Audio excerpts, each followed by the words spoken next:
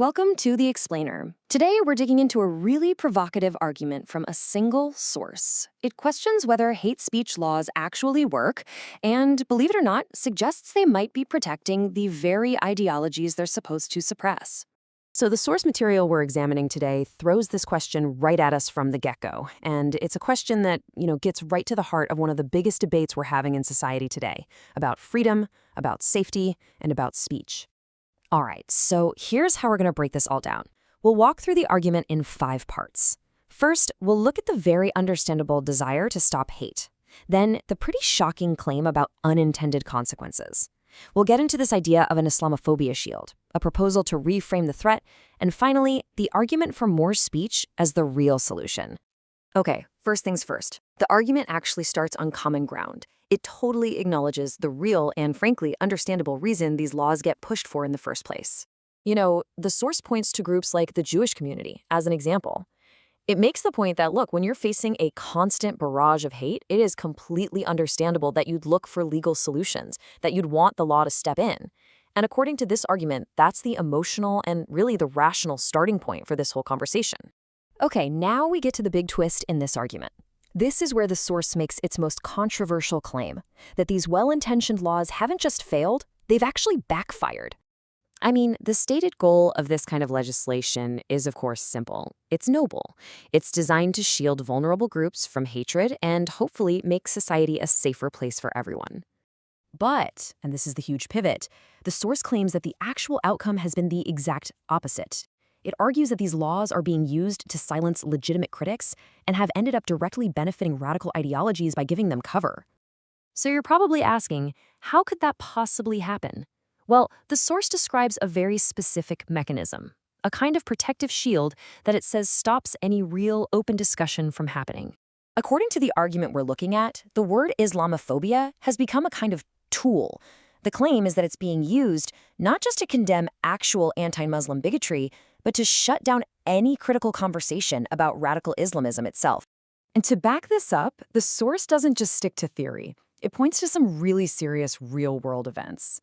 It brings up the UK's Year of Terror back in 2017. You had the Manchester Arena bombing, the attacks on London Bridge and Westminster Bridge, and also the horrific Easter bombings in Sri Lanka in 2019 that specifically went after Christians.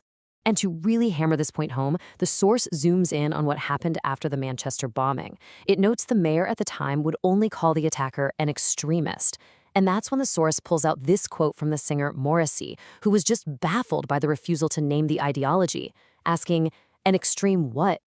Then, the speaker in our source material shares a personal story to illustrate this.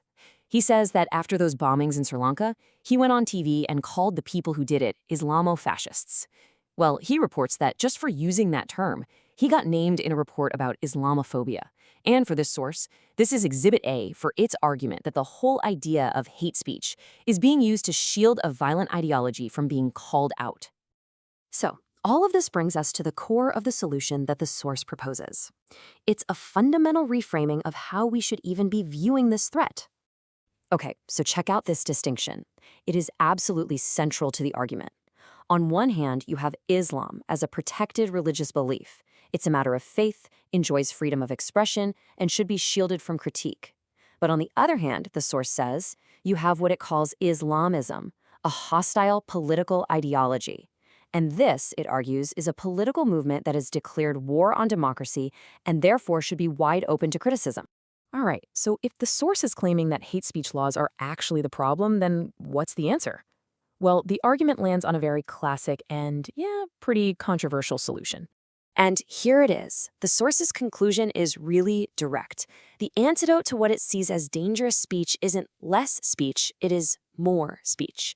The idea is that the only way to truly beat these ideas is to drag them out into the open, to debate them and to criticize them, not to try and push them underground with laws that it claims just don't work anyway. So how does that actually translate into action? Well, the source lays out this 4-step plan. First, it says we need to officially relabel Islamism as the political ideology it claims it is. Second, allow total freedom to criticize it. Third, put the responsibility on mosques to, quote, get their own house in order. And finally, if they don't, the state should step in. And that is where we land. The source material really leaves us to chew on this huge, unresolved question. In a free society, what's actually the best weapon against dangerous ideas? Is it legislated silence? Or is it the messy, noisy, and open debate of more speech? That is the core dilemma this argument challenges us all to confront.